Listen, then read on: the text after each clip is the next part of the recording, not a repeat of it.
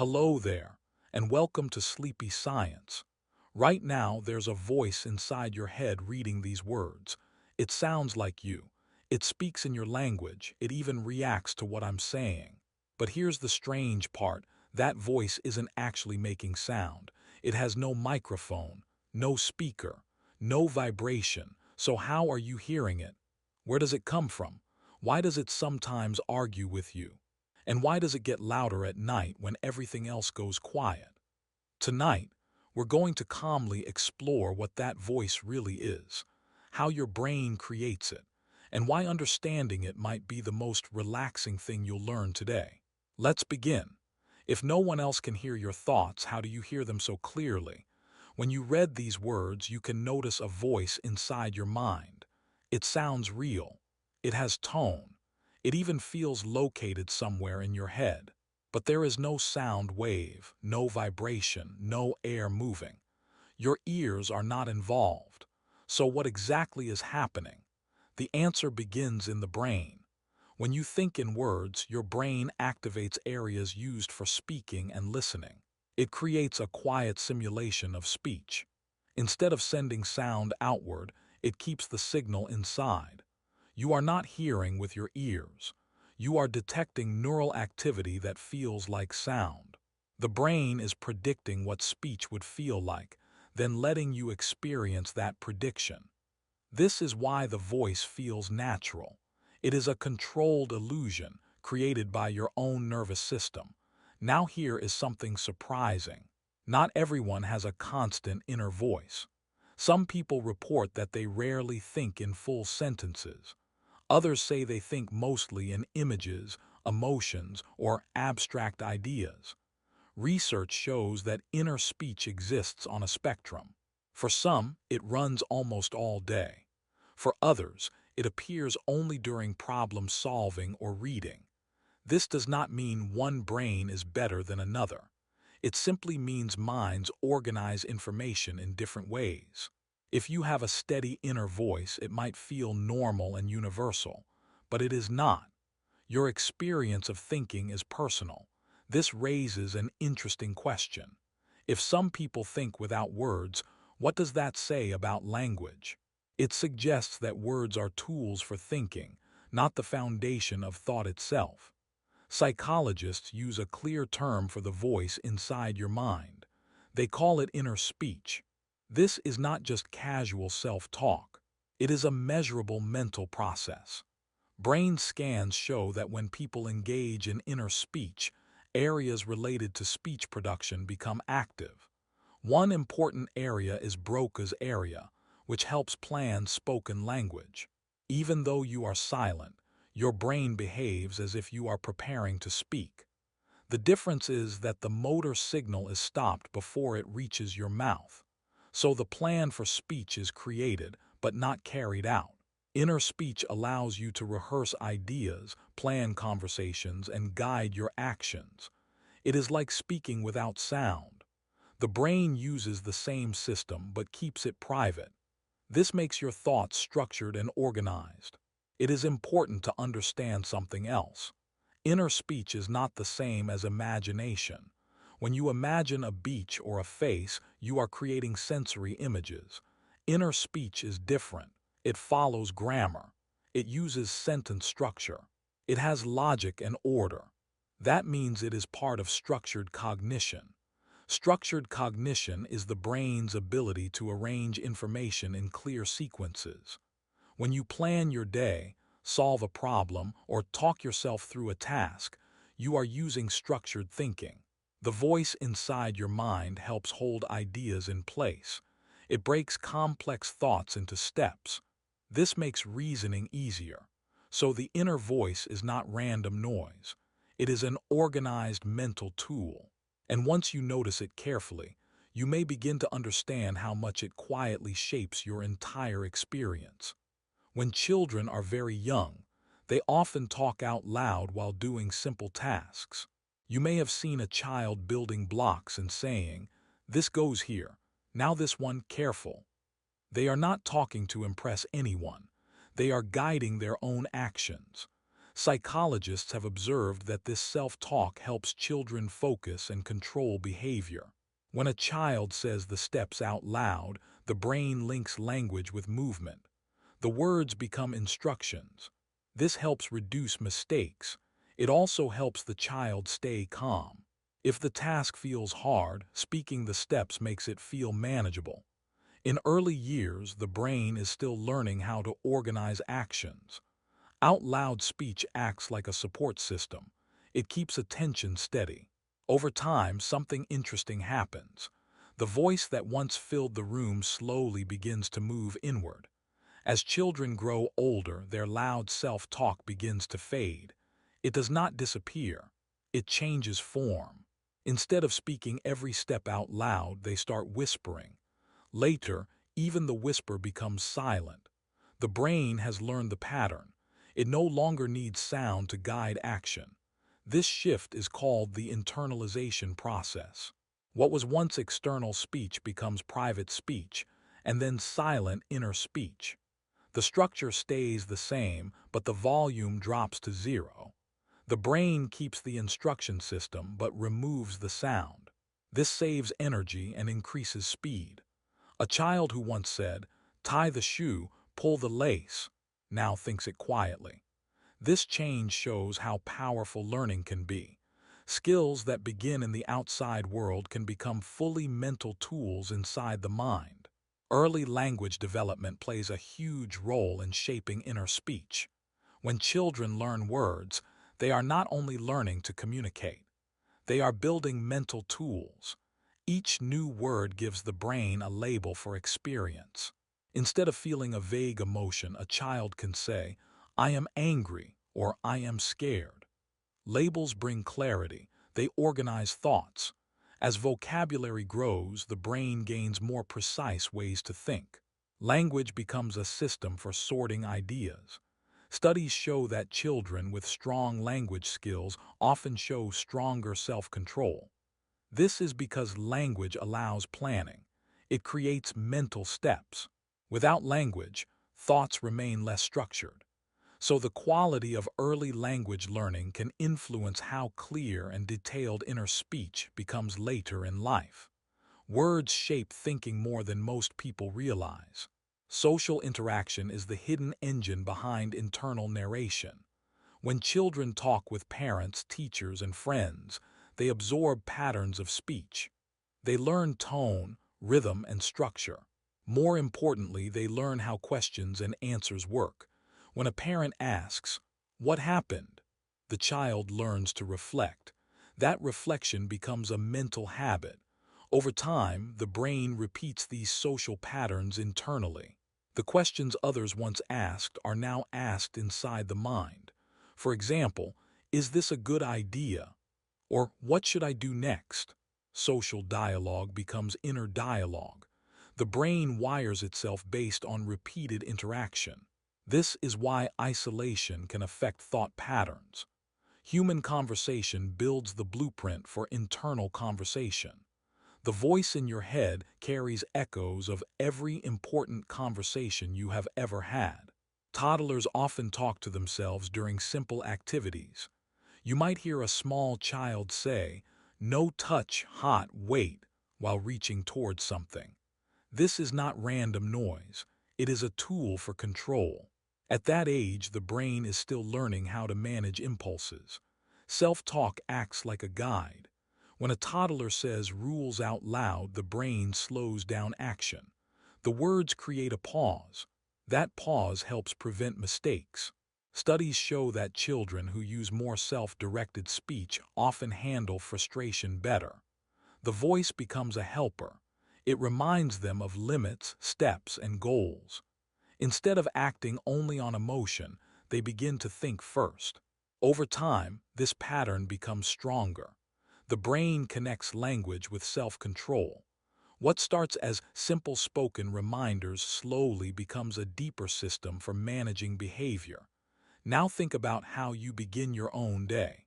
You may not speak out loud, but you likely think, "First I need to shower, then breakfast, then work."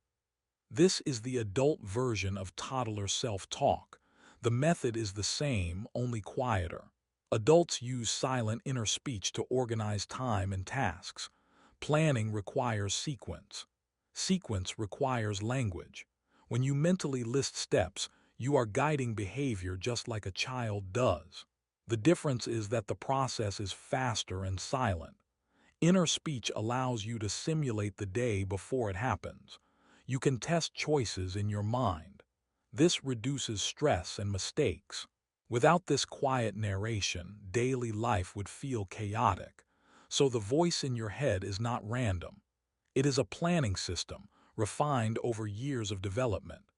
Inner speech feels silent, but the brain treats it almost like real speech. Brain imaging studies show that when people think in words, areas used for speaking become active. This includes motor planning regions that prepare the mouth and tongue to move.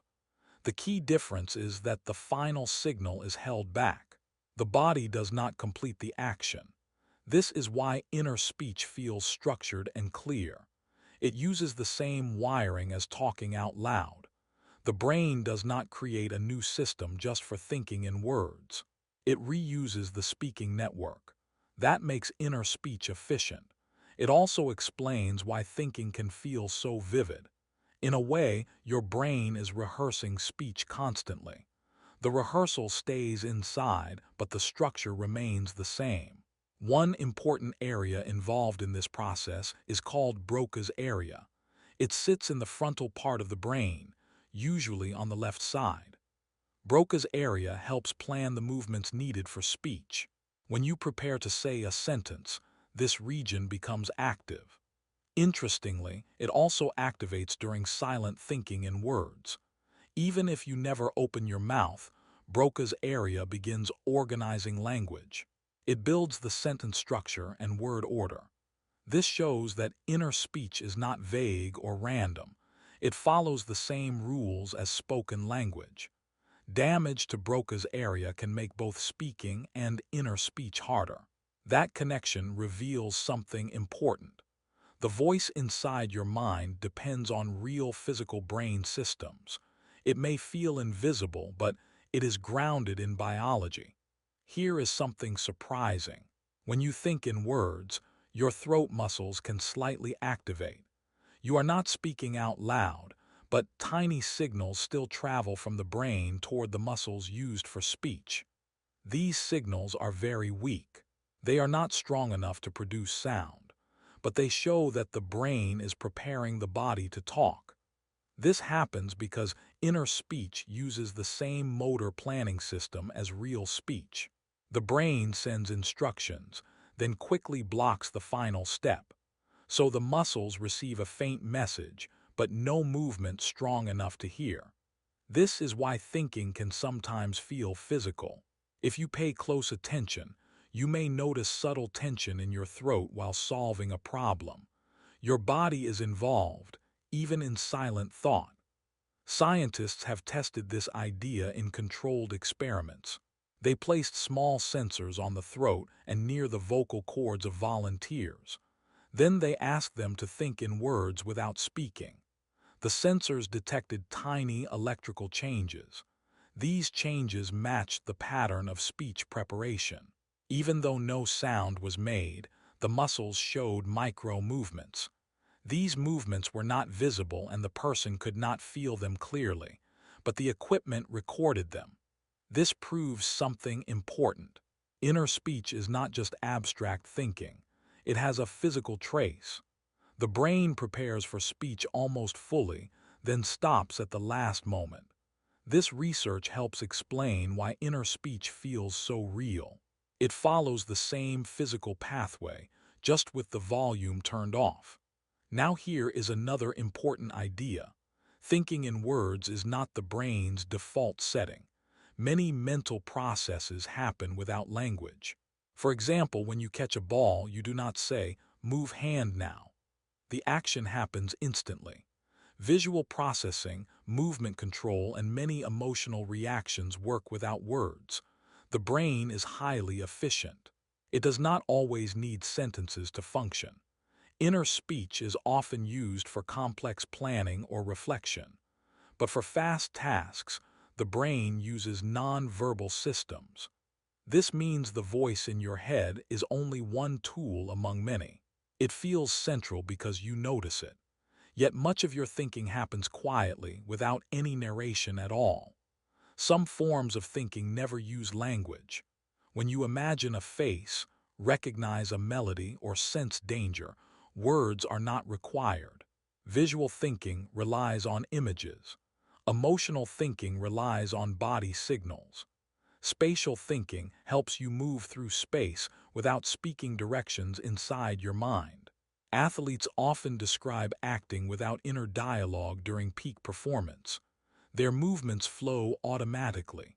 This shows that thought can exist in different formats. Language is powerful, but it is not the foundation of all cognition. In fact, words often come after the experience. You feel something first, then describe it later. So the inner voice is a translator. It converts raw experience into structured language. But the experience itself can exist long before the words appear. Before you ever learned your first word, your brain was already thinking. This is called pre-verbal cognition. Babies recognize faces, notice patterns, and respond to danger long before they can speak. They can prefer one toy over another. They can feel safe or unsafe. All of this happens without language.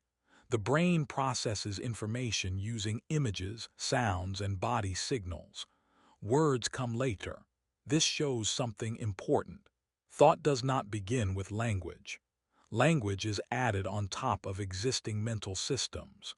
Even as adults, you still use pre-verbal thinking. When you sense that something feels wrong but cannot explain why, that is pre-verbal cognition at work. Your brain has processed information faster than your inner voice can describe it. Emotions are another example of experience without words. You can feel nervous before a test without saying, "I am nervous." The body reacts first. Your heart rate may increase. Your stomach may tighten. These signals happen automatically. The emotional brain, especially areas like the amygdala, responds quickly to situations. It does not wait for sentences. Words may follow later, but the feeling appears first. This is why strong emotions can feel overwhelming. They rise before your inner voice can organize them. In many cases, people struggle not because they lack feelings, but because they lack clear labels. Without words, emotions can feel confusing, yet they are still real and powerful even in silence.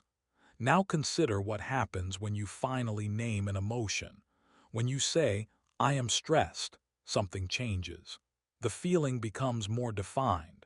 Research shows that labeling emotions can reduce their intensity. Language acts like a sorting system. It places a label on a complex mix of sensations. This helps the brain move from chaos to structure. Instead of a storm of unclear signals, you now have a category. Categories are easier to manage. They allow problem solving. For example, if you identify anger, you can ask why it appeared. Without words, you might only feel tension. Language brings order. It organizes emotional experience into clear units. This is one reason therapy often focuses on describing feelings clearly. At this point, an important idea becomes clear. The voice inside your mind is a tool. It helps you plan, label, and organize experience. But it is not the core of who you are. Your awareness exists even before words form. You can observe a thought appearing. You can notice a feeling rising. That observer is different from the voice itself. The voice creates commentary. The observer notices it. This distinction matters. If the inner voice says something critical or negative, that does not mean it defines you. It is simply a mental process doing its job, sometimes imperfectly. When you understand this, the voice feels less powerful. It becomes a helpful instrument, not your identity. And that shift can feel surprisingly calming. Before you even finish a sentence inside your mind, Your brain has already predicted how it will end. This may sound strange, but the brain works by forecasting outcomes. When you begin a thought, such as planning what to say tomorrow, the brain quickly scans memory, language patterns, and past experience. It prepares likely words before they fully appear in awareness. That is why thoughts often feel smooth and continuous. The brain does not wait passively. It prepares the next piece in advance.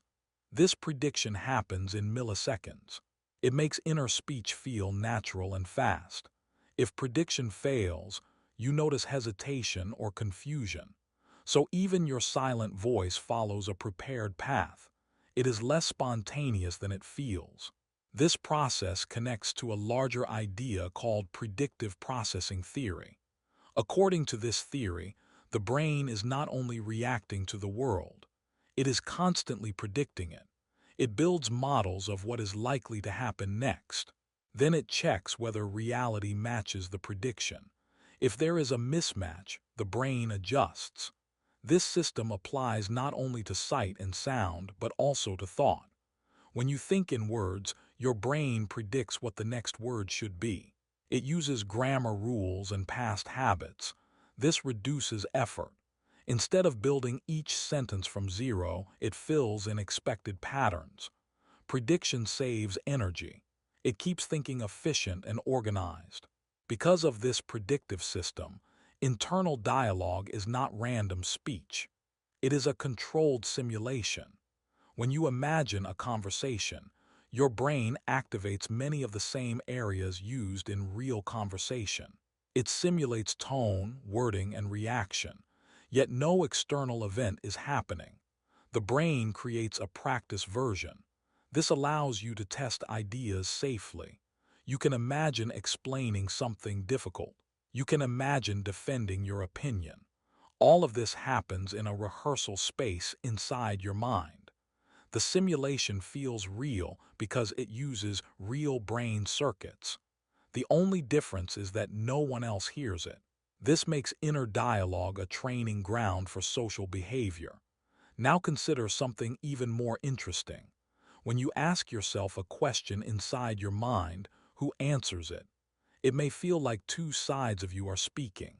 In reality, the same brain generates both parts. One network forms the question. Another retrieves memory and builds the response. Because the brain separates these steps slightly in time, it feels like dialogue. But it is a coordinated process. The question directs attention. The answer draws from stored knowledge.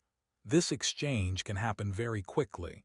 It creates the feeling of discussion. Yet it remains one integrated system. Understanding this can make inner dialogue feel less mysterious and more understandable. Internal debates can feel completely real, almost like two people are arguing inside your head. You may notice yourself asking, "Should I do this or that?" and answering immediately. This sensation occurs because the brain treats each side of the argument as separate cognitive processes. One part evaluates options. Another part generates possible outcomes.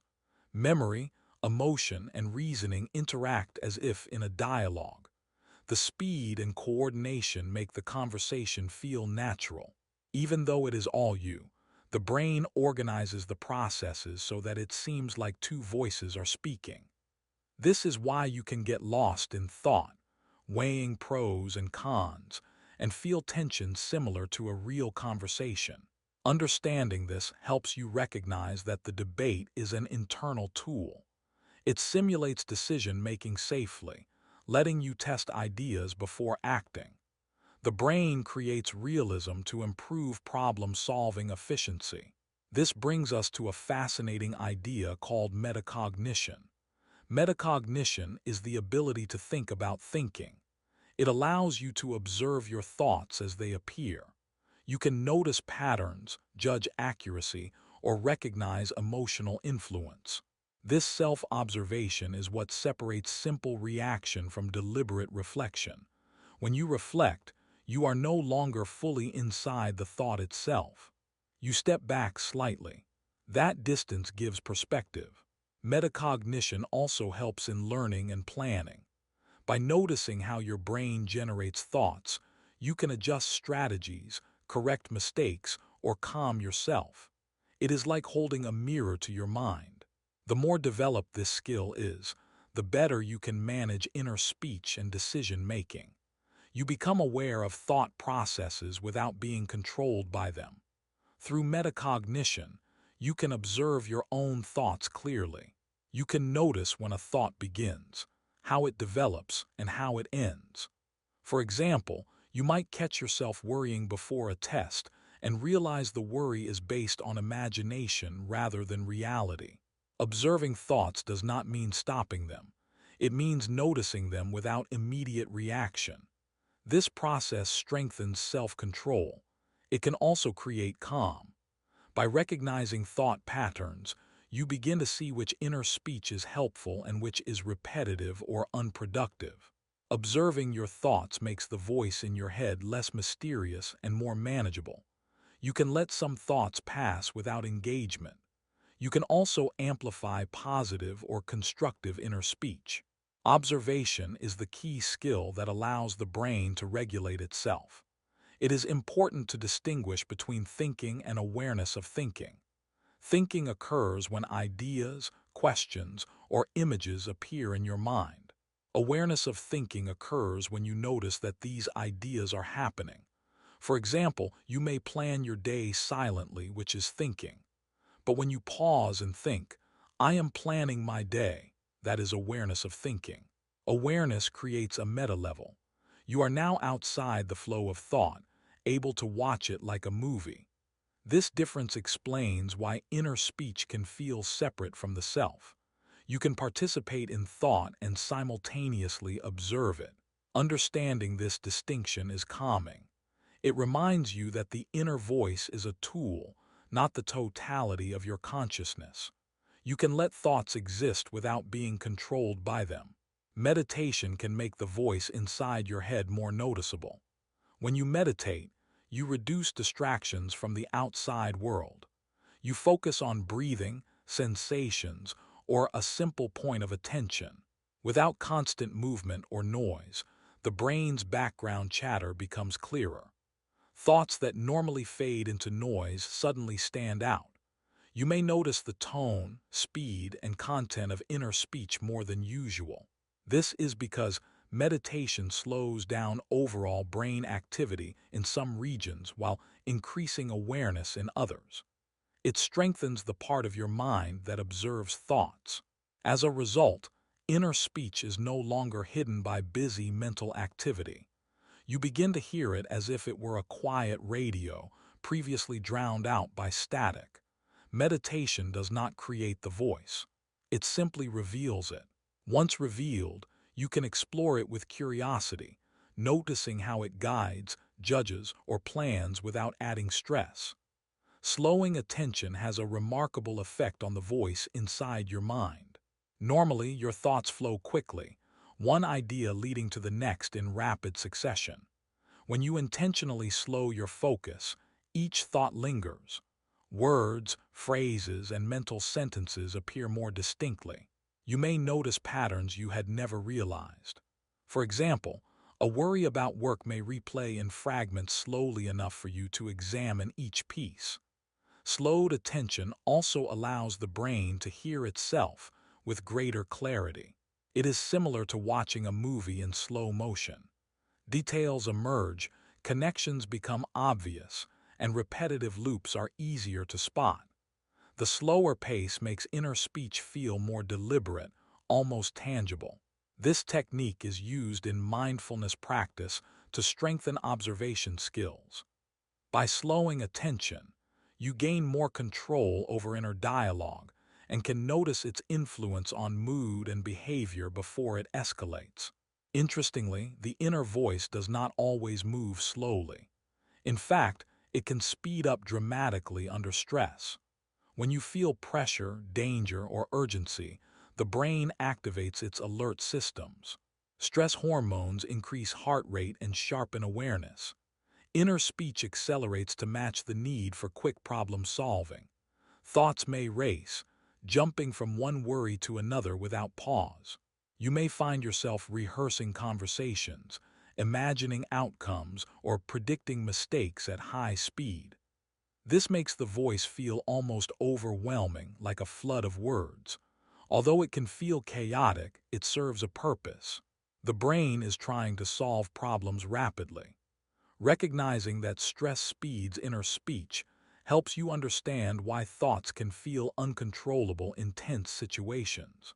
Awareness of this pattern allows you to slow down and regain perspective.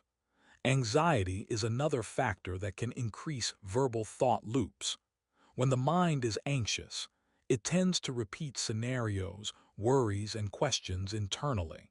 One small worry can spiral into dozens of mental sentences. The voice may replay, "What if?" "Did I?" or "I should have," over and over. This repetition creates a cycle that feels hard to stop. The brain is attempting to predict or prepare for potential threats. While this can be helpful in real danger, in everyday life it often magnifies stress. Anxiety loops are reinforced by attention. The more you focus on them, the faster they repeat. Understanding that these loops are automatic helps you detach slightly. You can observe them without fully engaging. By noticing the pattern, you gain control and can gently redirect inner speech to calmer or more useful thoughts, reducing the impact of anxiety on your mind. Sometimes the voice inside your mind gets stuck in repetition.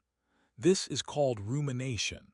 It happens when thoughts replay over and over, like a record stuck on one track. You may notice yourself thinking about the same worry, mistake, or fear repeatedly. Rumination can feel exhausting because the brain keeps generating the same sentences without resolution. It is often linked to stress, anxiety, or low mood. Even though it feels automatic, rumination is a form of inner speech, a narration your brain runs continuously. The words are structured, following grammar and logic, but the content remains unhelpful. Understanding rumination helps you recognize it as a process, not a fact about yourself. Once identified, you can gently step back, observe it, and gradually let it fade. Awareness creates space. The repeated voice loses power when it is no longer treated as urgent. This makes the mind calmer and more flexible over time. Sleep has a remarkable effect on the voice in your head. As night falls and your body relaxes, narrative activity begins to decrease. The constant commentary that guides your day slows down. Thoughts become less structured. The brain shifts focus from external planning to internal repair. During sleep, especially deep sleep, the systems that produce inner speech reduce their activity. The quiet allows memory consolidation and mental restoration. You may not notice it, but the brain is still active, just less verbal. This reduction in inner narration is why night feels peaceful. The slowed voice helps prepare the mind for rest. By observing this change, you can understand how sleep naturally quiets mental chatter, making the inner voice less demanding and more like a background sound than a constant conversation. During deep sleep, inner speech is almost entirely suppressed. The brain prioritizes other processes, like consolidating memories, repairing cells, and regulating emotions. Neural regions used for planning and speaking quiet down. The motor signals that slightly activate throat and mouth muscles stop. Thoughts that would normally take the form of sentences now take other forms, often images or sensations. The structured, verbal voice is largely inactive. This explains why deep sleep feels disconnected from conscious planning. Even when dreaming, the narrative quality of speech is minimal. The brain focuses on emotional processing, problem solving, and memory organization. Inner speech may reappear briefly in lighter sleep stages, but during deep sleep, the voice rests. Understanding this helps you see that the inner voice is not constant. It fluctuates with brain activity and physiological states, and it naturally slows and silences itself during essential restorative periods. Sleep is the brain's way of giving the inner voice a break. Dreams rarely feel verbally narrated because the brain uses different systems during REM sleep. Instead of activating the speech network strongly, the brain emphasizes visual, emotional, and sensory areas. Scenes, sensations, and feelings dominate. You may experience dialogue in a dream, but it often lacks the logical structure of daily inner speech. Sentences are fragmented, sometimes replaced by feelings or intentions.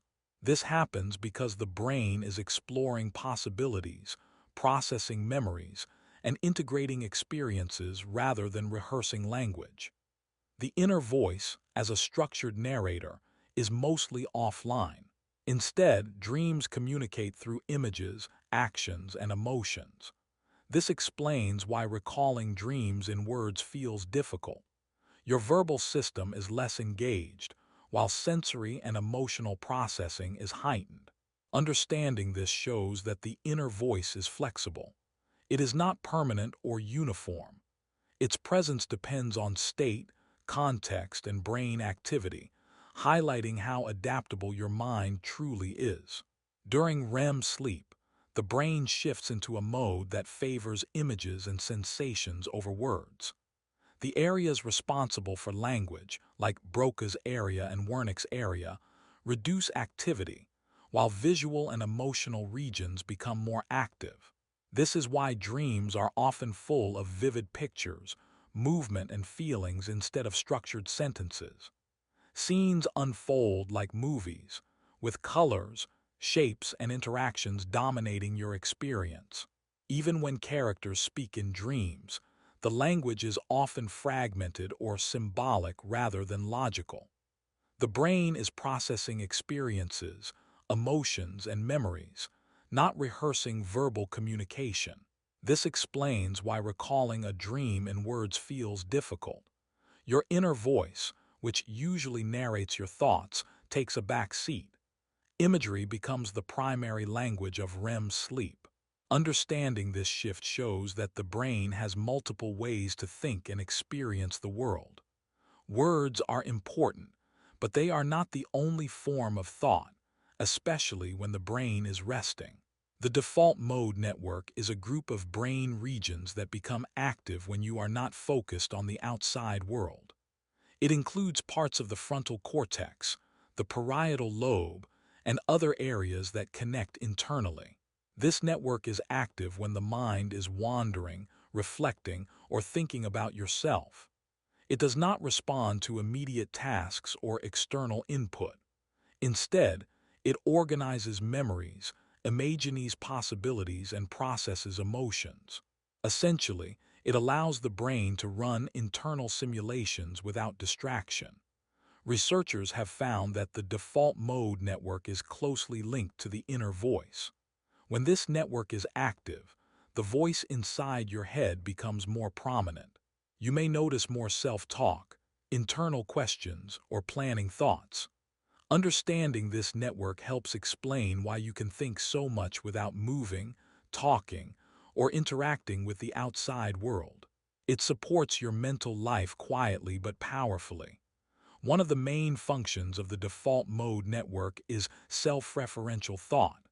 This means thinking about yourself, your experiences, and your place in the world. When you reflect on past actions, imagine future choices, or assess feelings, this network is active. It allows you to create a continuous sense of identity. The inner voice is often the tool that expresses these reflections. You might silently ask, "How did I handle that?" Or, "What should I do next?" The default mode network provides the framework for these questions and answers to arise internally. It helps connect memories, emotions, and predictions to create coherent self-understanding. This network explains why you can plan, analyze, or replay events in your head without speaking aloud. It turns private thought into meaningful reflection, giving the inner voice a structured purpose. Daydreaming is another activity that activates inner narration, often guided by the default mode network. When your attention is free from immediate tasks, your mind begins to wander. Thoughts flow in the form of mini conversations, scenarios, or rehearsed actions. You may silently imagine talking to a friend, giving a speech, or solving a problem. The inner voice provides the narrative thread that ties these images and ideas together. While daydreaming, the brain practices planning, rehearses social interactions, and explores possibilities safely. The process is automatic but structured, combining memory, imagination, and language. You may notice sentences repeating, questions forming, and answers appearing internally, all without external input. This shows how deeply the inner voice is connected to both creativity and self-reflection. Daydreaming is not wasted time. It activates inner narration and strengthens the voice in your mind, preparing it for real-life problem solving, planning, and emotional understanding. Not everyone experiences thoughts as words. Some people think mostly in images. Instead of hearing a voice in their head, they see pictures, scenes, or movements. When they plan their day, solve a problem, or imagine a story, their mind shows visuals instead of sentences. This way of thinking is natural and works well for memory, creativity, and spatial reasoning. For example, an artist may visualize a painting fully before touching a brush. A chess player may see potential moves in their mind as a sequence of positions. These people still think clearly and make decisions efficiently. The difference is simply the mode of thought. Words are not necessary for reasoning. The brain can process complex ideas through images alone. Understanding this shows that inner speech is only one way to think. The mind can be flexible, choosing words, images, or even sensations depending on the individual and the situation. A fascinating variation of this is called aphantasia. Aphantasia is the inability to form mental images voluntarily. People with this condition cannot picture faces, places, or objects in their mind, no matter how hard they try. They may know what a beach looks like, but cannot see it internally. Despite this, they think effectively and perform normally in life. The mind relies on other forms of cognition, like inner speech or logical reasoning. Aphantasia highlights that visual imagery is optional for thought. Memory and planning can occur without pictures. People with aphantasia often develop strong verbal thinking skills to compensate. This condition is more common than previously thought, and many discover it only when they realize others can see images in their mind. It shows the brain's remarkable ability to adapt and use different thinking systems, depending on the individual. Even people without visual imagery often still have inner speech. They may lack pictures in their mind, but they can silently talk to themselves, plan, and reason using words. Inner speech does not depend on images. It relies on language circuits and memory.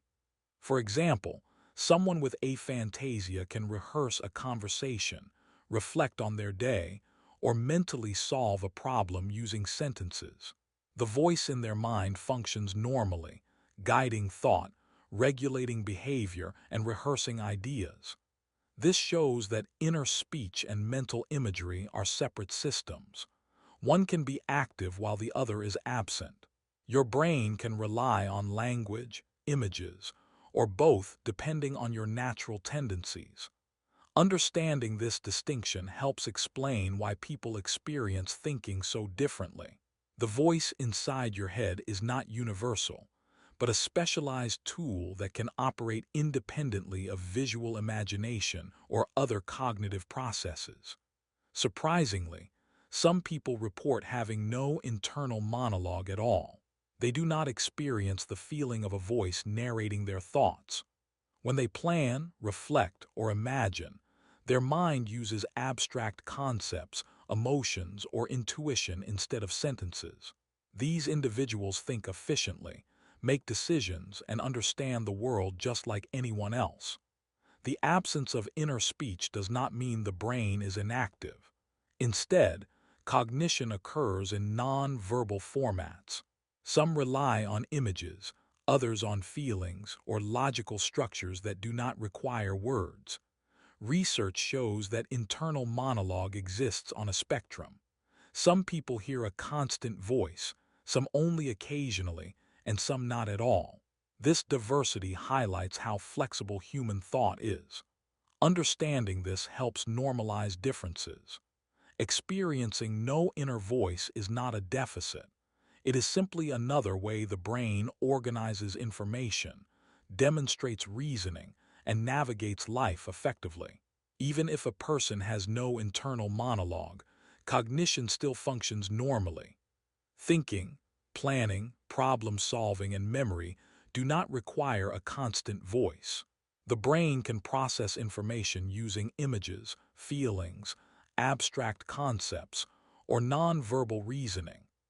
Decisions can be made, tasks completed, and learning achieved without words narrating every thought. People without inner speech may rely more on visual cues, logical steps, or sensory experience to guide action. For example, they can calculate, imagine, or organize ideas silently without sentences forming in their mind. The absence of narration does not impair intelligence or creativity. It simply reflects a different cognitive style. Inner speech is a tool, not a necessity. Understanding this helps explain the wide variety in how people experience thought. The brain is flexible and adaptable, capable of functioning efficiently through multiple formats of processing information, whether verbal, visual, emotional, or abstract, depending on individual wiring and experience. Bilingual people often experience inner speech in multiple languages. The brain can switch languages depending on context, task, or environment. For example, someone who speaks English and Spanish may silently plan a work project in English but reflect on personal feelings in Spanish. The switch can be automatic, triggered by social cues, memory, or habit. This flexibility allows bilingual individuals to use the language best suited for the situation. Research shows that inner speech often mirrors the language most active externally. Switching languages internally can also influence thought patterns, emotional tone, and problem solving. The inner voice becomes adaptable, reflecting the mental flexibility of the speaker. Awareness of this phenomenon shows how deeply language shapes cognition. The brain seamlessly manages multiple language systems, ensuring that inner narration is coherent, meaningful, and context appropriate, even when moving between languages silently in the mind. Emotional intensity can influence which language a bilingual person chooses for inner speech. Strong feelings often trigger the language most connected to early experiences or emotional memory. For example, a person may argue silently in the language spoken at home, even if they normally think in another language at work. Emotions like anger, fear, or love can amplify this effect. The inner voice reflects the emotional resonance of words. Choosing one language over another can make the thought feel more real or immediate. This shows that inner speech is not just mechanical. It is sensitive to context, memory, and feeling. The brain uses language as a tool to express and process emotion internally. Observing how language shifts with emotion can reveal patterns in thought and emotional regulation. It also explains why some moments feel more vivid or personal in one language than another. Accents in inner speech often mirror real-life exposure. If you grew up hearing a specific accent, your inner voice may reproduce it when thinking in words. Even if you speak differently in daily life, the brain can retain the sound patterns of early experience. For example, someone may silently hear their own inner voice in a childhood accent, Or imagine another person's accent when recalling a memory or rehearsing dialogue. This happens because the brain stores not only words, but also phonetic patterns and auditory details. Accents in internal speech demonstrate how memory, language, and experience combine in thought. They are subtle reminders that the inner voice is linked to perception, social context, and personal history. Even in silence, the brain reproduces the texture of language, creating a mental experience that feels real and familiar. This shows how deeply the inner voice is shaped by life experience and auditory memory. Many people wonder if the inner voice actually has a sound. When you think in words, it feels like you are hearing something, but it is not a real sound wave traveling through the air. The brain creates the perception of sound internally. You may notice tone, rhythm, or even emphasis, which makes it feel like speaking. Some people describe it as faint or whispered, while others hear it clearly, as if someone is speaking directly inside their head. This sound is generated by neural activity in areas related to speech and auditory processing. Your ears are not involved. Instead, the brain simulates what hearing would feel like, using the same circuits that process real sounds. This is why the inner voice can feel vivid, even though it produces no acoustic energy. It is a mental auditory experience, not a physical one, and its vividness varies from person to person, depending on attention, memory, and mental focus. The inner voice feels auditory because the brain reuses auditory and speech circuits to create a realistic simulation. Areas of the brain normally responsible for hearing and speech production activate during inner speech. This gives the impression of sound. Yet, no external vibrations or air movement occur. You are not hearing with your ears. Instead, your brain interprets electrical signals as if they were auditory. This is why it can feel like you are listening to your own thoughts. The experience can even include tone, emphasis, and rhythm, making the inner voice seem natural and lifelike. Despite this, it is important to understand that it is entirely a product of internal simulation. Unlike real speech, it does not trigger eardrum movement or actual sound waves. This distinction separates perception from reality, showing how powerful and convincing the brain's inner simulation can be. It feels like hearing, but it exists solely in the mind. It is also important to distinguish imagination from hallucination. Imagination is voluntary and controlled. You choose to picture an image, rehearse dialogue, or simulate sound. You know it is inside your mind. Hallucinations, by contrast, feel involuntary and real. A person may hear voices or see images that seem external, as if coming from the outside world. The brain misattributes the source of perception. While inner speech is under your control and recognized as mental, hallucinations override this distinction. This is why imagining a conversation feels safe, while hallucinations can be confusing or frightening. Understanding this difference is crucial for mental health. It shows that the inner voice is normally a tool you control. When the brain fails to label a perception as internal, the experience shifts from imagination to hallucination, making it feel external and real, rather than private and voluntary. In certain mental health conditions, like schizophrenia, the attribution of inner speech can change dramatically. People may experience their own thoughts as voices coming from outside themselves. The brain misidentifies self-generated inner speech as external input. This can lead to hearing commentary, commands, or conversations that feel real. Neurological studies suggest that circuits normally responsible for monitoring self-generated speech are disrupted. This causes confusion about the source of the voice. The person may feel that thoughts are imposed, not created internally. This shows that the inner voice relies on precise brain mechanisms to remain recognizable as self. When these mechanisms are altered, the experience changes completely. Understanding this helps distinguish normal inner speech from clinical symptoms. It also highlights how the same systems that create a private, helpful inner voice can, under certain conditions, produce distressing experiences that feel external and uncontrollable. Sometimes the brain can misattribute internally generated speech. This means a thought that you create in your mind can be mistakenly perceived as coming from someone else. In healthy people, this is rare, but it helps explain certain experiences in mental illness. Misattribution occurs when monitoring systems that check whether a voice or thought is self-generated fail.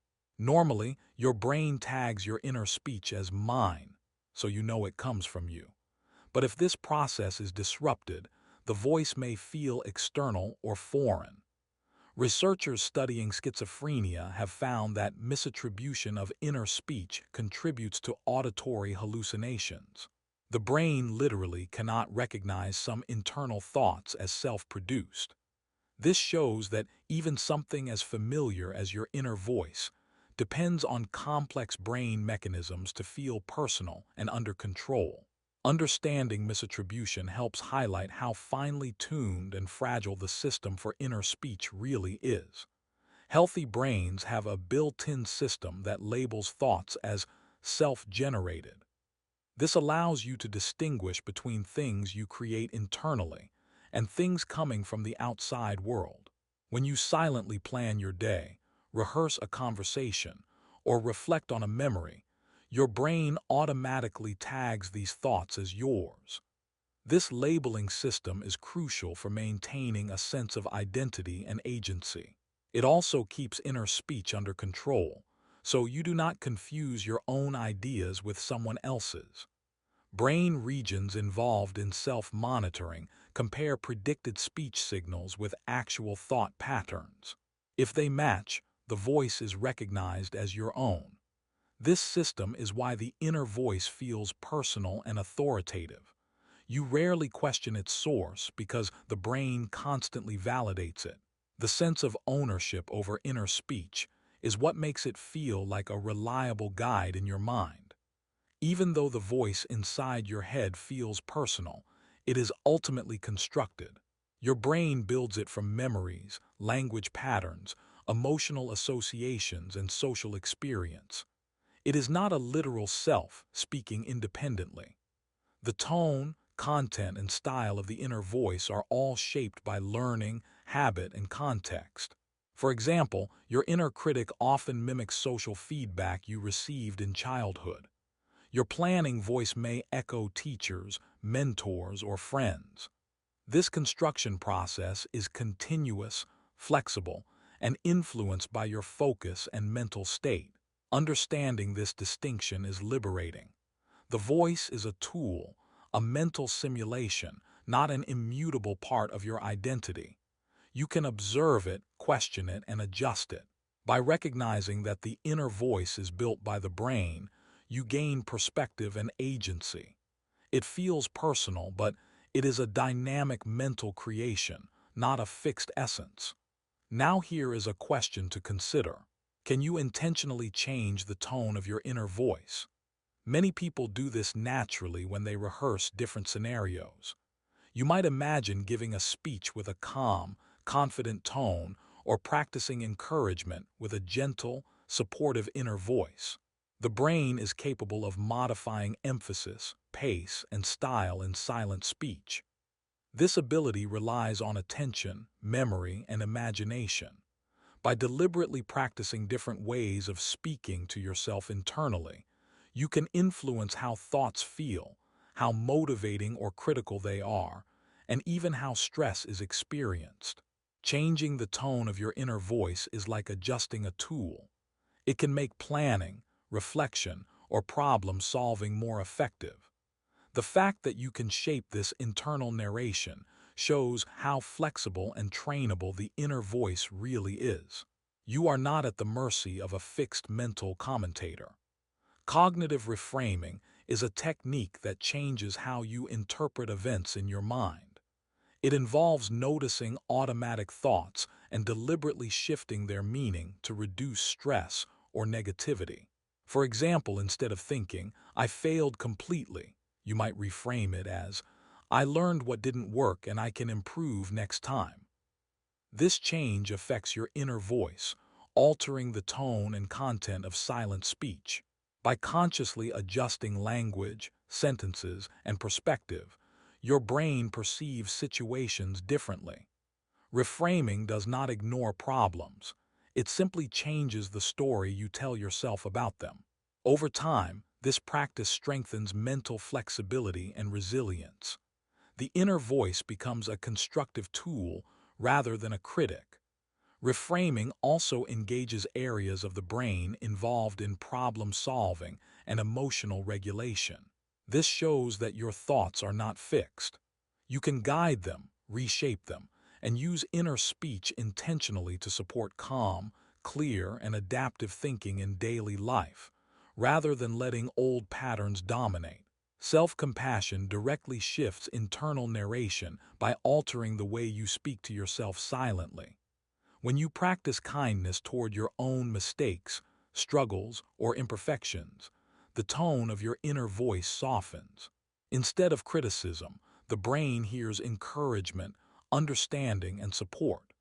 For example, silently saying, "It's okay to feel this way, I am doing my best," activates areas of the brain linked to emotional regulation and stress reduction. Self-compassion helps interrupt cycles of harsh judgment and rumination. Over time, it rewires the brain to respond to challenges with curiosity and care rather than panic or blame. The inner voice becomes a partner instead of an enemy. By deliberately practicing compassionate internal speech, you create a calmer mental environment.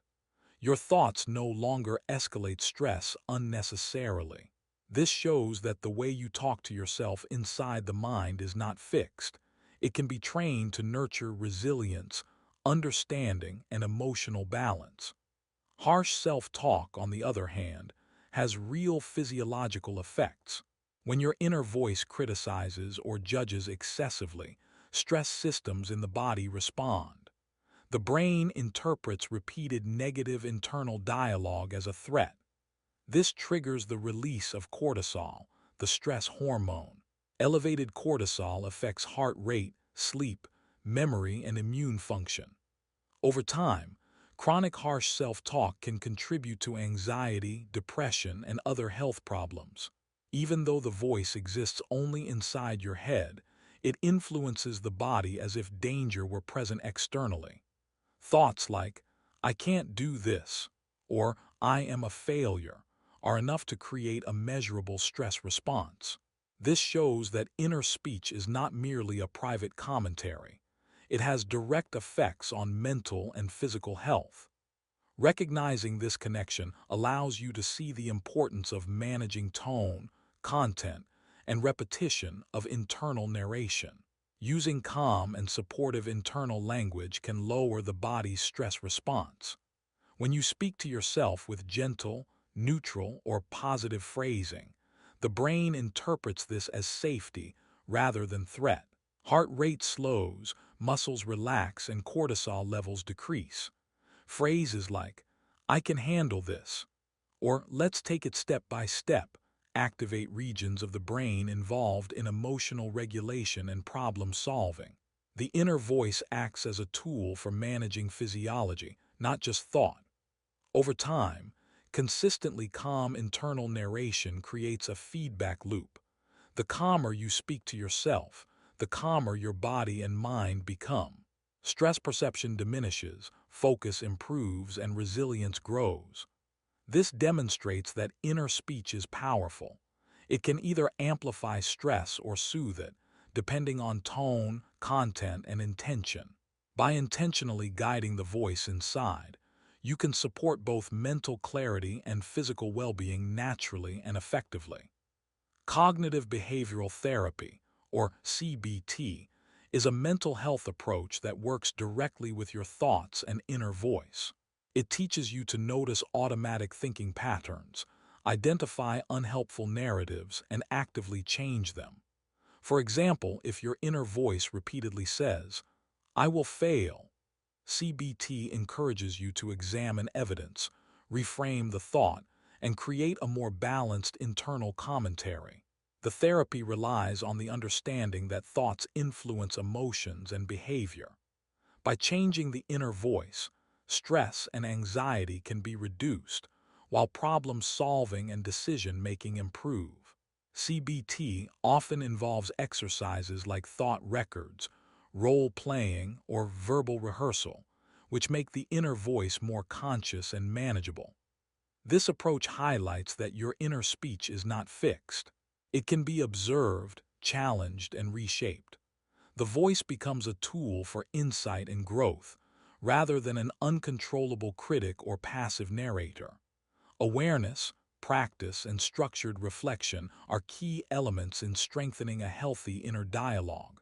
Journaling is another technique that externalizes the inner voice. When you write thoughts down, silent speech moves from the mind to paper. This process allows reflection and organization.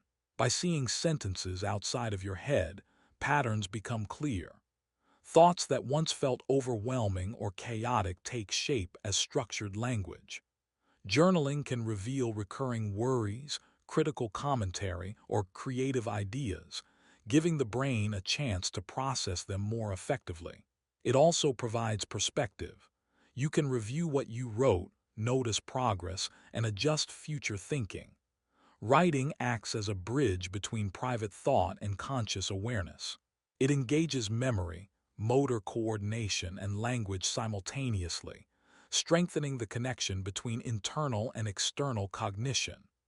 By giving the inner voice a physical form, journaling helps reduce rumination, clarify goals, and calm mental chatter. The voice is still yours, but now it is tangible, observable, and easier to guide intentionally, creating a sense of control and clarity in the mind. Writing has another effect. It naturally slows the speed of thought. When you translate fast, fleeting internal speech into deliberate writing, the brain must coordinate hand movement, spelling, grammar, and structure. This pacing forces attention to each word, sentence, and idea. Rapid or scattered thinking becomes more measured. Thoughts that previously raced can now be processed step by step. The slowing gives space for reflection, emotional regulation, and problem solving. It also strengthens the sense of control over the inner voice. Each sentence becomes concrete, slowing mental chatter that may otherwise spiral into anxiety or rumination. This effect is why expressive writing exercises are often calming and therapeutic. Writing turns transient, internal speech into a slower, manageable form. You can notice patterns, adjust tone, and explore ideas safely. The process demonstrates the brain's adaptability. Inner speech can be reshaped not only by reflection, but by translating it into deliberate, physical action like writing. Reading silently activates the inner voice naturally. As you follow written words, the brain simulates hearing them internally. This engages language and auditory areas, creating a feeling of silent narration. Your mind reproduces tone, rhythm, and even emphasis as if reading aloud inside your head. This internal simulation helps comprehension, memory, and engagement. You may notice that certain passages evoke stronger mental voices, depending on character, emotion, or style. The effect is automatic, showing how closely inner speech is tied to external language. Silent reading also practices pacing, attention, and mental rehearsal, strengthening the inner voice as a tool for understanding and reflection. It bridges external language input with internal cognition, reinforcing verbal thought circuits. In essence, the inner voice works as a collaborator in reading, translating text into internal experience. This connection explains why reading feels immersive and why your mind can hear, dialogue in books even when no sound is present. The inner voice becomes a vehicle for comprehension and imagination. Reading subtitles in movies or shows triggers mental narration automatically. As your eyes follow the text, the brain converts written words into silent speech. You may notice a voice reading the words inside your head, often matching accents or tones from characters on screen. This inner voice mirrors natural reading, translating language visually into auditory simulation. Subtitles engage language processing areas and auditory pathways simultaneously. Even when dialogue is already heard, the text reinforces internal narration, making the inner voice more active and detailed. Your mind may anticipate the next line, simulate intonation, or imagine character voices. This happens because the brain is wired to convert language input into meaningful internal experience. It is a natural overlap between seeing, understanding, and silently hearing words.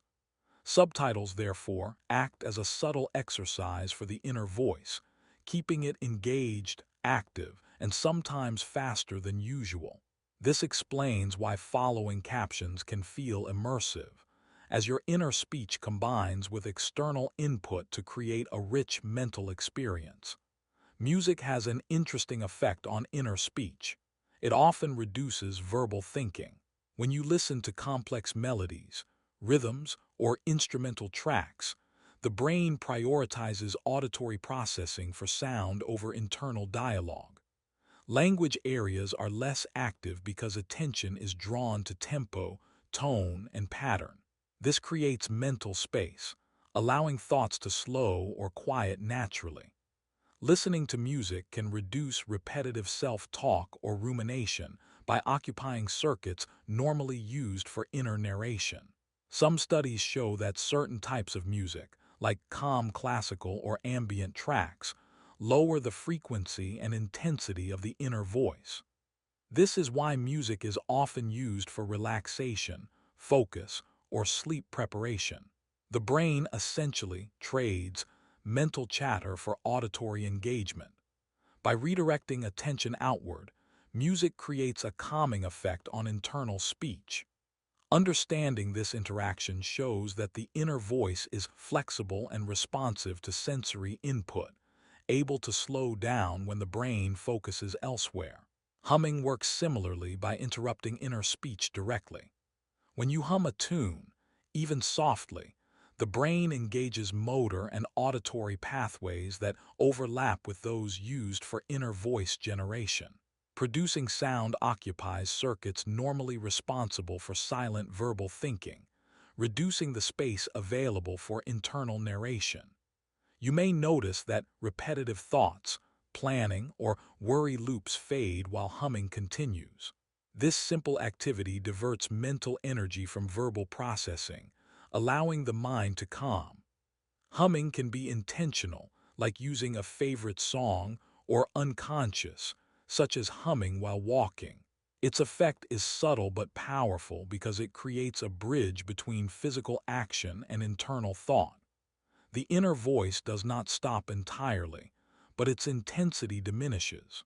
This demonstrates how the brain balances attention, motor activity, and internal dialogue. Humming is a practical tool to temporarily quiet the mental commentator and create a sense of calm and mental clarity. Breathing exercises also lower the intensity of internal narration. Slow, deep, and controlled breathing signals the brain that the body is safe and relaxed.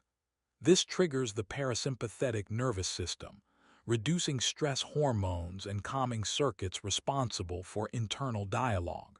The inner voice often mirrors the body's state, so as physical tension decreases, verbal thinking becomes slower and gentler. Mindful breathing focuses attention on the rhythm of inhalation and exhalation, leaving less capacity for repetitive or critical thoughts. For example, counting breaths or extending exhales occupies working memory and attention, naturally suppressing rumination. Over time, Regular breathing exercises teach the brain that the inner voice can be modulated intentionally. It becomes quieter, more measured, and less reactive under stress. This shows the close link between physiology and mental speech. By adjusting your body, you directly influence how your thoughts sound and flow internally, giving you control over the tempo, tone, and intensity of your inner narration. Between each thought, there is a small, often unnoticed pause, sometimes called the gap. This is the brief moment when one idea ends and another begins. Normally, the inner voice moves so quickly that these gaps feel invisible. However, if you pay close attention, you can notice the silence between sentences in your mind.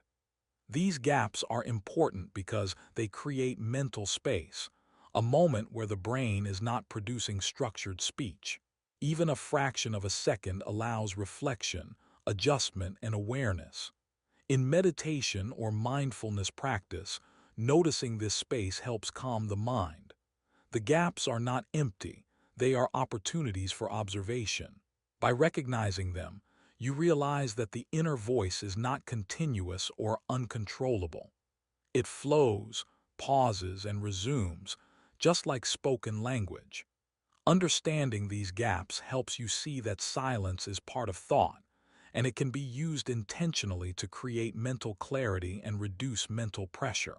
Awareness of the inner voice naturally creates space between thoughts. When you focus on noticing your mental narration, you are no longer passively swept along by every sentence.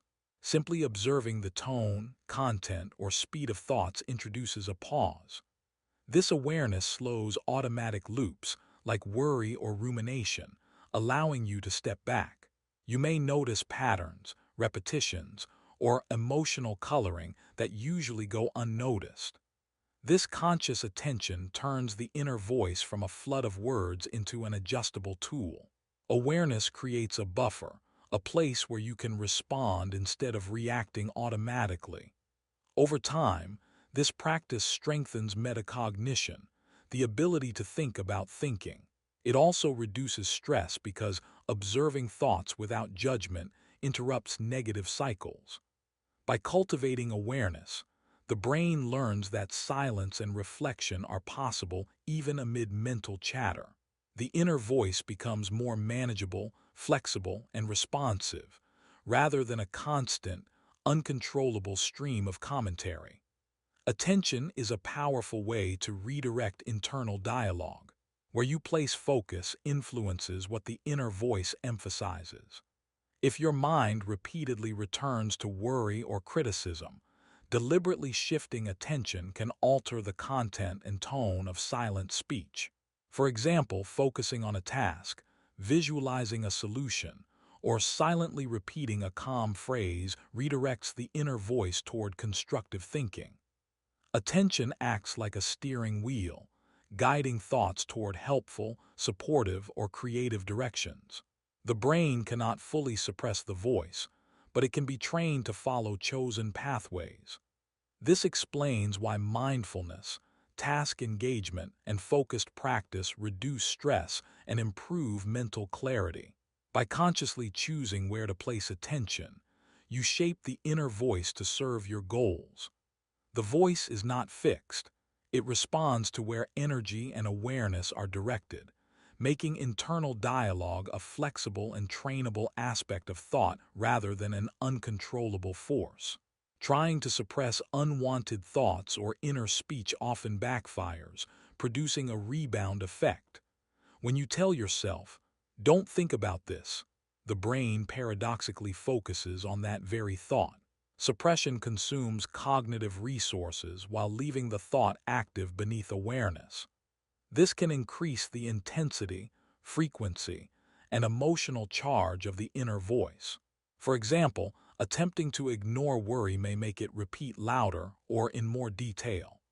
Suppression works against natural mental processes, creating tension and frustration.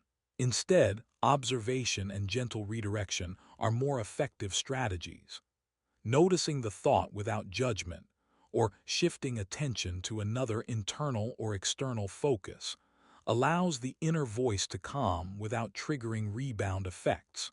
This shows that the brain cannot simply erase or silence narration on command. It responds better to awareness, guidance, and intentional redirection than to forceful avoidance. Understanding this principle helps manage the inner voice in a sustainable, calming, and effective way. Ironic process theory explains why the more you try not to think about something, the more your mind focuses on it. The brain has two systems at work, one that monitors for the unwanted thought and another that tries to suppress it. The monitoring system is automatic and constantly checks for the thought you are trying to avoid. Ironically, this makes the thought more active in your mind. For example, if you tell yourself, "Don't think about the red balloon," your brain keeps scanning for red balloons, making it almost impossible to ignore. This shows that suppression can be counterproductive, because the act of trying not to think requires attention to the very thing you want to avoid. Understanding ironic process theory reveals why mental control is not about force, but about gentle guidance. Instead of battling thoughts, noticing them and allowing them to exist softly is far more effective for calming the inner voice. Trying not to think about something often makes thoughts louder, clearer, and more persistent. When you actively suppress an idea, your mind paradoxically enhances its presence. The brain is designed to monitor internal content for threats, relevance, or repetition. Focusing on avoiding a thought keeps it in working memory, giving it energy and salience. This is why telling yourself, "Stop worrying about the test," often leads to even more worry. The inner voice feels louder, faster, and harder to control during suppression attempts. This phenomenon is not a failure. It is a natural result of how attention and thought processes work. Instead of aiming for total silence, the strategy is to soften the inner voice. Gentle observation, curiosity, and redirection reduce intensity without triggering a rebound. Recognizing that effortful suppression intensifies thought helps you approach mental chatter more strategically, creating calm and manageable internal narration, rather than forcing impossible control. The goal of working with the inner voice is not complete silence but softness.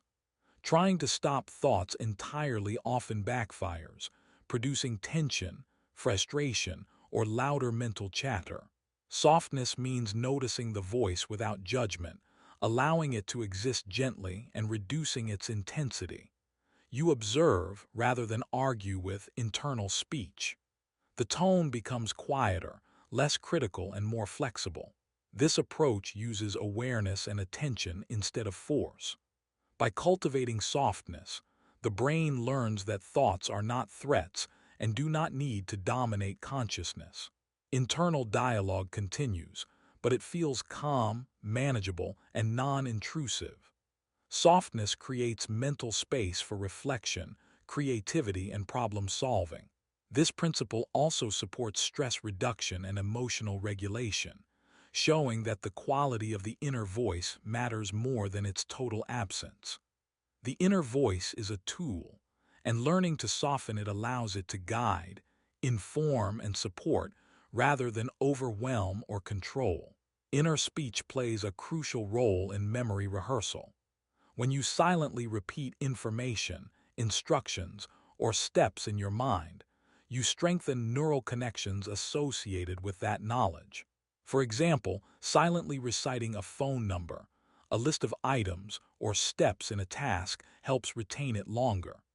The inner voice acts as a rehearsal mechanism, converting short-term memory into more durable memory traces. It also allows the brain to organize sequences, clarify understanding, and predict outcomes. This is why repeating instructions internally can improve performance in learning, problem-solving, and planning.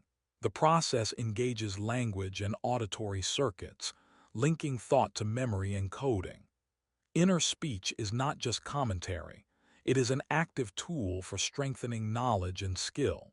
By using the inner voice intentionally, you can practice, rehearse, and consolidate learning silently, making cognition more efficient and reliable without relying on external aids.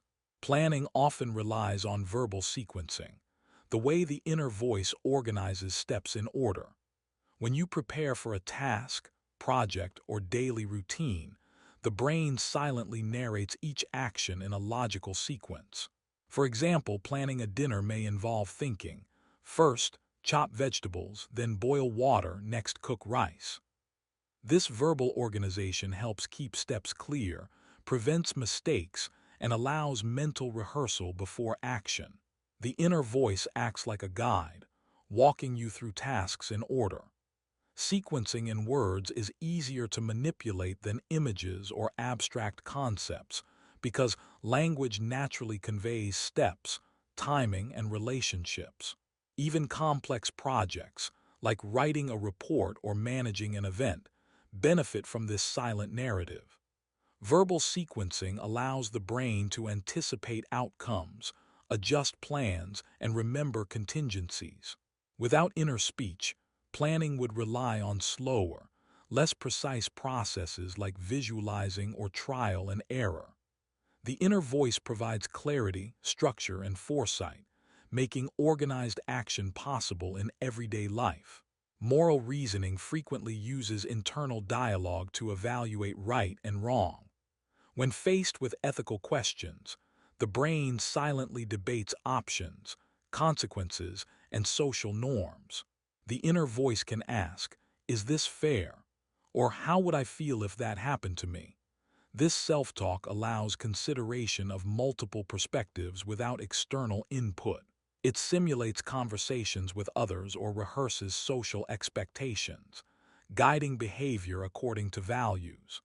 The inner voice also integrates memory, empathy, and knowledge of rules, producing a reasoned response. Even small decisions, like returning lost money or being honest with a friend, involve this silent debate. Moral judgment is strengthened by imagining outcomes, rehearsing responses, and weighing consequences verbally in your mind. Inner speech provides a safe space to test choices, predict reactions, and align actions with personal or societal standards. By using silent narration, the brain can make thoughtful, ethical decisions efficiently, showing that inner speech is essential for navigating complex social and moral landscapes. Decision-making often requires self-questioning, a form of internal dialogue where the brain tests possibilities. The inner voice asks questions like, "What if I do this?" Or "Will this solve the problem?" This silent interrogation helps evaluate options, anticipate results, and weigh pros and cons. It allows you to think through consequences without acting impulsively. Self-questioning also engages memory, prior experience, and logical reasoning. By asking and answering internally, you simulate scenarios, uncover potential errors, and prepare strategies. Even small choices, like what to eat or which route to take, involve internal questioning. Larger decisions, like career moves or problem solving, rely heavily on this silent debate. The inner voice becomes a tool for reflection, planning, and judgment. It helps organize thoughts into coherent arguments, test possibilities, and choose wisely.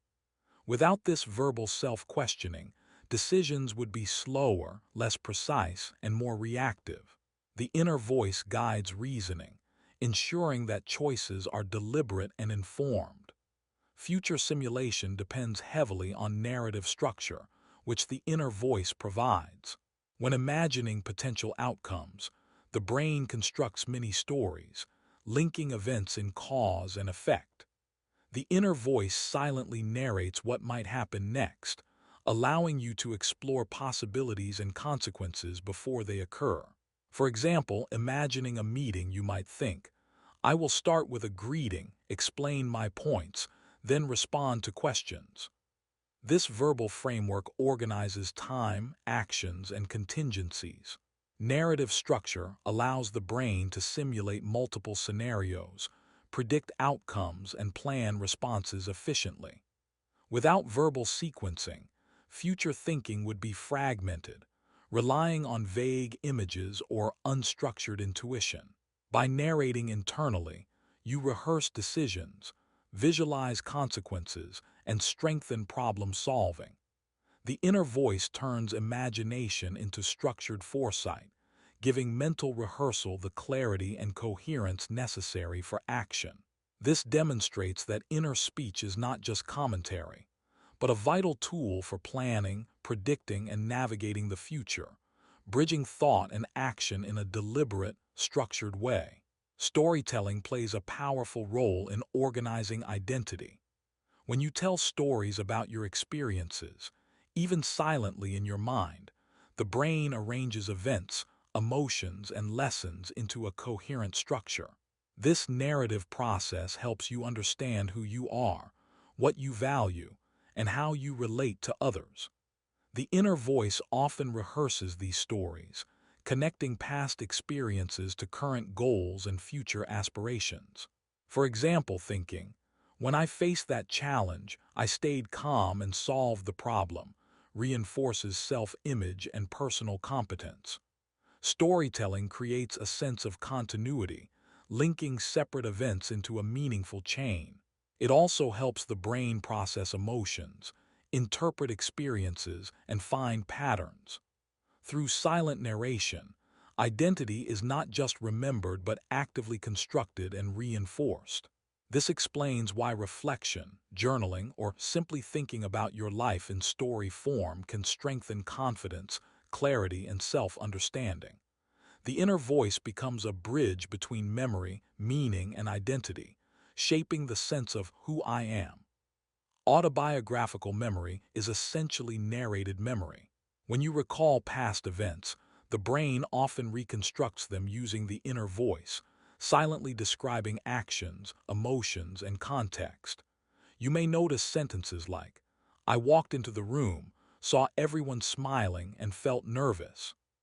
This internal narration organizes memory into a sequence that makes sense and is easier to retain. The voice also adds perspective, linking emotions to events and highlighting important details. Memory is not a static record.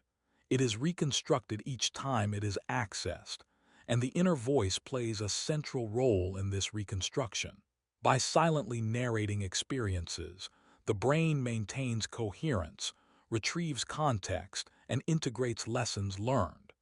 This process allows memories to be vivid, structured, and meaningful. Without the inner voice, recalling personal history would be less organized, more fragmented, and harder to connect to identity. Narration transforms raw memory into structured, interpretable stories that guide understanding and decision-making in daily life.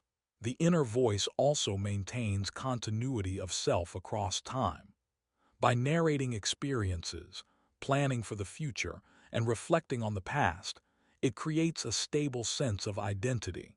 Even when life changes rapidly, the brain uses silent narration to link events and roles, keeping the sense of I consistent. For example, thinking, "I have faced challenges before, and I can handle this too," draws on past experience to support present identity. This continuity is reinforced by daily internal reflection, verbal rehearsal of goals, and silent review of values.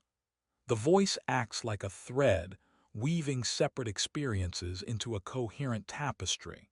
It helps maintain confidence, emotional stability, and personal direction. Without it, life events might feel disjointed or confusing. The inner voice is therefore more than commentary. It is an organizing force that anchors identity in memory, thought, and anticipation, ensuring that who you are remains coherent across time and experience. Trauma can fragment the narrative voice, disrupting the sense of self. When a person experiences intense or overwhelming events, the brain may struggle to integrate them into coherent internal narration. Memories can feel disjointed, incomplete, or disconnected from personal identity. The inner voice may become critical, chaotic, or silent in certain areas. This fragmentation affects memory, emotion, and self-perception, making it harder to maintain continuity of identity. Traumatic experiences can override normal narrative processes, causing repetition of intrusive thoughts, flashbacks, or disorganized internal speech. Therapy, storytelling, and safe reflection aim to restore coherence by gently reconstructing memory and reestablishing a manageable internal voice. Rebuilding narrative continuity helps the brain integrate past events, regulate emotion, and regain a stable sense of self. This demonstrates that the inner voice is not only a tool for thought, but also a fragile bridge connecting experience, identity, and memory. When disrupted, it directly impacts mental well-being and perception of self. Therapy can help rebuild internal coherence by guiding the inner voice to reconnect fragmented thoughts and memories. Through conversation, reflection, and structured exercises, the brain learns to organize experiences into understandable narratives. Therapists often encourage clients to silently or verbally revisit events, identify patterns, and integrate emotions with memories. Over time, the inner voice shifts from chaotic or critical to clear, supportive, and structured. For example, a person might practice silently narrating a past challenge as a story of resilience, rather than trauma or failure. This reconstruction strengthens identity, emotional regulation, and problem solving. Therapy can also teach tools like reframing, self-questioning, and mindful observation, which reshape inner speech into a more coherent and constructive format. By practicing these techniques repeatedly, the brain reinforces pathways that support calm, continuous, and adaptive internal narration. Essentially, therapy trains the inner voice to organize experiences meaningfully, restore continuity, and act as a reliable guide in thought, memory, and daily decision-making. Gratitude practice has a direct effect on how the inner voice narrates experiences. When you focus daily on things you appreciate, silently noting, "I am thankful for this moment, this person, or this experience," the brain begins to notice positive elements more readily. The inner voice gradually adopts a tone that emphasizes recognition, kindness, and contentment rather than criticism or worry. This does not eliminate challenges, but changes the commentary accompanying them, making thoughts gentler and more balanced. Over time, gratitude practice rewires attention and perception, so the inner voice naturally highlights opportunities, achievements, and small joys. Even during stress, silently reflecting on gratitude can calm mental chatter, slow negative loops, and increase resilience. This shows that the tone of internal narration is not fixed. It can be intentionally shaped. By consistently practicing gratitude, you guide the inner voice toward a supportive, constructive, and calm style, influencing both thought and emotional experience. Long-term habits also rewire the tone of the inner voice. Repeatedly practicing certain mental patterns like positive self-talk, mindful reflection, or calm internal rehearsal strengthens neural pathways associated with those speech patterns. Over time, the inner voice begins to adopt these habits automatically. For example, someone who consistently reminds themselves silently, "I can handle this," will notice a calmer, more confident internal commentary even in stressful situations. Conversely, repeated negative or critical thinking can entrench harsh, judgmental inner speech. The key is consistency. Small, repeated practices accumulate, gradually reshaping how the brain produces internal dialogue. This process affects attention, emotional regulation, and stress response. The inner voice is not static. It responds to experience, repetition, and intentional practice. By cultivating constructive habits, you can train your inner speech to support clarity, resilience, and well-being. Essentially, repeated mental practices mold the tone, content, and influence of your internal narration over time. Neuroplasticity explains why thought patterns, including the inner voice, can change with experience. The brain constantly adapts, creating new connections and strengthening pathways based on repeated activity. Every time you silently narrate, rehearse, or reframe thoughts, circuits associated with language, emotion, and memory are reinforced. Positive, constructive inner speech builds different pathways than negative, critical speech. This means that the inner voice can be trained, reshaped, and improved throughout life. Even deeply ingrained patterns can shift with focused practice, like mindfulness, journaling, gratitude, or therapy. Neuroplasticity shows that your inner voice is not fixed or predetermined. It responds to attention, repetition, and context. By deliberately practicing calm, supportive, or reflective internal speech, you literally restructure the brain to produce these patterns more naturally. This demonstrates that the inner voice is both powerful and flexible. With awareness and consistent effort, you can guide it toward clarity, calm, and constructive influence, taking advantage of the brain's remarkable ability to rewire itself over time. Repetition is a key way the brain strengthens neural pathways, especially those linked to the inner voice. Every time you silently rehearse a thought, practice self-talk, or repeat a phrase, the neurons involved fire together, creating stronger connections. This means that the more frequently a pattern of internal speech occurs, the easier and more automatic it becomes. For example, silently reminding yourself, "I am capable," every morning reinforces a pathway that supports confidence and calm. Repetition works because the brain's plasticity favors repeated activity, making neural circuits more efficient and reliable. Over time, this strengthens not only the content of thoughts but also their tone and timing. Positive or constructive inner narration becomes natural with practice, while negative patterns can also become entrenched if repeated. Understanding this shows that you can intentionally guide the inner voice. Consistent practice shapes pathways, creating lasting habits in thought, emotional response, and mental clarity. The inner voice is, therefore, both malleable and trainable through repeated, deliberate use. Calming language before sleep conditions the brain to reduce stress and prepare for rest. When you silently speak to yourself with gentle, reassuring words like, "I can relax, tomorrow will be manageable," the brain interprets this internal dialogue as safety signals. Repeated nightly practice trains the nervous system to associate sleep with calm inner narration. The tone, content, and rhythm of words influence the brain's stress response, lowering cortisol levels and slowing heart rate.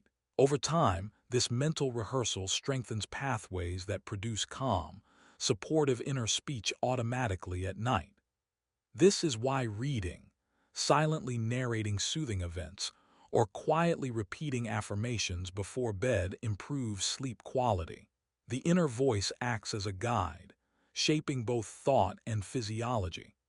By conditioning it to be soft, predictable, and supportive at night, the brain learns to shift from daytime planning or worry to restful, restorative mental patterns. Silent preparation through language demonstrates the direct link between internal speech and physiological relaxation. Nighttime often increases awareness of inner speech because external distractions decrease. When lights dim, surroundings quiet, and sensory input diminishes, the brain has more capacity to notice thoughts. Internal dialogue, normally competing with sounds, movement, and visual stimuli, becomes more prominent. You may find yourself silently reviewing the day, planning for tomorrow, or replaying conversations. This heightened awareness can be both fascinating and distracting. The inner voice feels louder, slower, or more detailed because attention is naturally redirected inward. Nighttime provides a natural opportunity for reflection, insight, and rehearsal of memory or plans. It also explains why worry loops or overthinking often intensify at night. The inner voice has more mental space to operate without competition from sensory input. Understanding this can help you structure routines that calm or guide inner speech, like mindfulness or journaling, before sleep. The inner voice becomes more noticeable at night, revealing its patterns, tendencies, and influence on both thought and emotion. Reduced sensory input amplifies internal narration by freeing cognitive resources for thought. When the environment is quiet, dim, or minimal, the brain shifts attention inward. Visual, auditory, and tactile stimuli normally occupy working memory, competing with the inner voice. With fewer external demands, the inner voice becomes more active, vivid, and detailed. You may notice thoughts repeating, planning sequences, or silently rehearsing events. This amplification explains why meditation, lying in bed, or spending time alone can make your thoughts feel louder or more present. The brain essentially fills the available mental space with internal dialogue. Awareness of this effect allows you to intentionally guide the voice. By choosing calming practices, soft self-talk, or gentle reflection, you can shape the internal experience. Reduced sensory input does not create the voice, it reveals and magnifies it. This principle demonstrates the interplay between environment, attention, and inner speech, showing that what you notice internally depends on what your senses are not processing externally. Darkness naturally turns attention inward because the brain receives less visual information from the environment. When lights are low or absent, the eyes signal the brain that there is little to process externally. This reduction in external input shifts focus toward internal thoughts, feelings, and silent narration. You may notice that memories, plans, or worries become more vivid, as attention is free to explore the inner landscape. Darkness does not create new thoughts, it simply highlights what is already present in the mind. This inward shift explains why people often feel reflective, introspective, or even more creative at night. The inner voice becomes more noticeable, sometimes louder, because there are fewer distractions competing for attention. Understanding this natural effect allows you to guide your internal dialogue intentionally.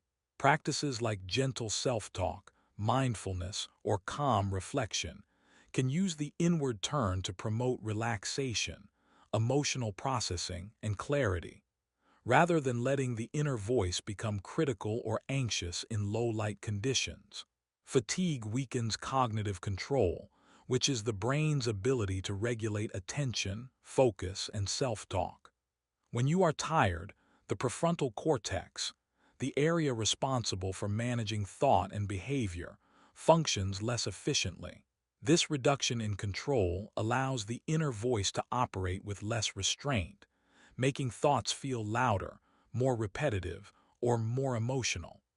You may notice that worry loops, self-criticism, or planning sequences intensify when you are exhausted. Fatigue also slows processing speed, making it harder to redirect attention or reframe negative inner speech. The inner voice becomes less disciplined, often replaying unresolved events or stressors from the day. Understanding this effect shows why bedtime routines, rest, and relaxation are essential for managing internal dialogue. By providing the brain with energy and focus, you strengthen cognitive control, allowing the inner voice to remain calm, constructive, and intentional, rather than chaotic or overwhelming. Sleep and recovery are therefore key tools for maintaining mental clarity and emotional balance. Thoughts often feel louder at night because reduced sensory input, darkness, and fatigue converge. With fewer distractions, the inner voice becomes more prominent, and tired cognitive systems make it harder to regulate intensity. Planning, reflection, and worry sequences naturally emerge, replaying events or anticipating future scenarios. Internal dialogue may feel faster, more detailed, or more critical. This perception of loudness is not a literal increase in volume, but an amplification caused by attention being free and cognitive control being weaker. Nighttime also engages the default mode network, which supports self-referential thinking, memory review, and mental rehearsal. The combination of environmental quiet, internal focus, and tired regulation explains why mental chatter often peaks before sleep. Recognizing this pattern helps you manage the inner voice. Calm practices, labeling thoughts, or redirecting attention can reduce perceived intensity. Understanding why thoughts feel louder at night allows you to approach internal narration strategically, turning potential restlessness into reflection and relaxation. Labeling thoughts is a simple but effective way to reduce their intensity. By silently naming what you are experiencing, such as worry, planning, regret, or curiosity, the brain gains perspective on the inner voice. Labeling separates the thought from the self, creating a slight mental distance that prevents over-identification. For example, thinking, "This is just anxiety, not a prediction of the future," diminishes emotional charge and reduces rumination. This process activates regions involved in cognitive control and emotion regulation, helping the inner voice feel calmer and less reactive. Labeling does not stop thoughts, but changes the relationship to them, allowing observation rather than escalation. It is particularly useful at night, when thoughts feel louder due to low sensory input and fatigue. By practicing labeling regularly, you train the brain to moderate internal speech, maintain clarity, and prevent spiraling mental loops. Silent naming turns overwhelming inner narration into manageable, soft, and reflective commentary that supports calm and focus. Accepting your thoughts, rather than fighting or suppressing them, lowers mental resistance and tension.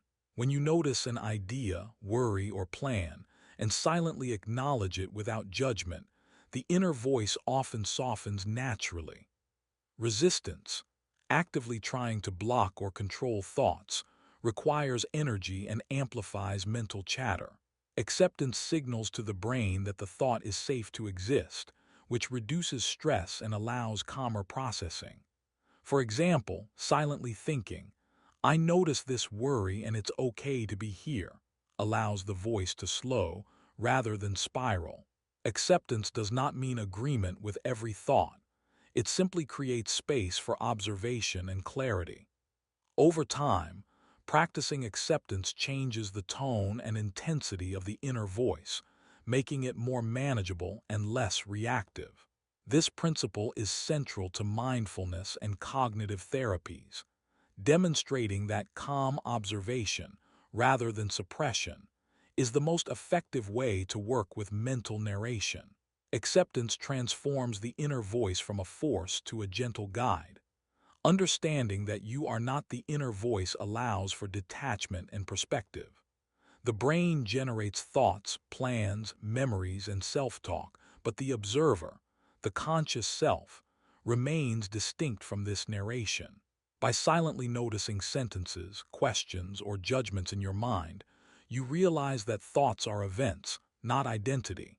For example, you might hear critical commentary inside and think, "This is my inner voice speaking, not me personally." This awareness prevents over-identification with every thought, reducing stress and emotional reactivity. Observing the voice rather than merging with it allows choice. You can guide, redirect, or let go of internal commentary. This distinction is subtle but powerful. It reveals that the inner voice is a tool for reflection, planning, and memory, while the self remains a calm observer. Recognizing this separation fosters mental clarity, emotional resilience, and the ability to experience silence without fear, seeing the voice as a companion rather than a controller. Even when the inner voice slows or pauses, awareness remains present. Silent moments, gaps between thoughts, or a quiet mind do not mean disappearance of consciousness. The observer continues to notice, reflect, and exist. This demonstrates that awareness is separate from narration, not dependent on constant verbalization. For example, during meditation or before sleep, thoughts may fade, yet you remain aware of sensations, breathing, or presence. Awareness acts as a stable platform on which internal speech occurs and recedes. It allows observation of the inner voice without being swept along by it. This principle explains why the mind can experience calm, clarity, and rest without losing the sense of self. Silent awareness supports reflection, emotion regulation, and mental flexibility. Even when words cease, consciousness continues, quietly witnessing the ebb and flow of thoughts. This insight is essential for understanding the nature of the mind and the relationship between observation and narration, revealing a calm foundation beneath mental activity. When the inner voice becomes quiet, you do not disappear, you rest. Silence in thought does not mean absence of self. It is a natural state in which the observer can relax, recharge, and recover from mental effort. Resting the inner voice allows neural circuits involved in narration, planning, and reflection to pause, strengthening clarity, creativity, and emotional balance for later use. This quiet is not emptiness but a soft presence, where awareness continues gently, noticing without commentary. Like a calm sea after waves, the mind maintains life, consciousness, and perspective even when words fade. Recognizing this truth provides reassurance and comfort. You are not your thoughts, and the pause in inner speech is an opportunity for restoration. Through rest, the brain consolidates memory, regulates emotion, and prepares the voice to return when needed. Understanding that silence is restorative transforms the inner voice from a constant pressure into a tool that can relax, recharge, and serve, showing that calmness is a natural and essential part of mental life.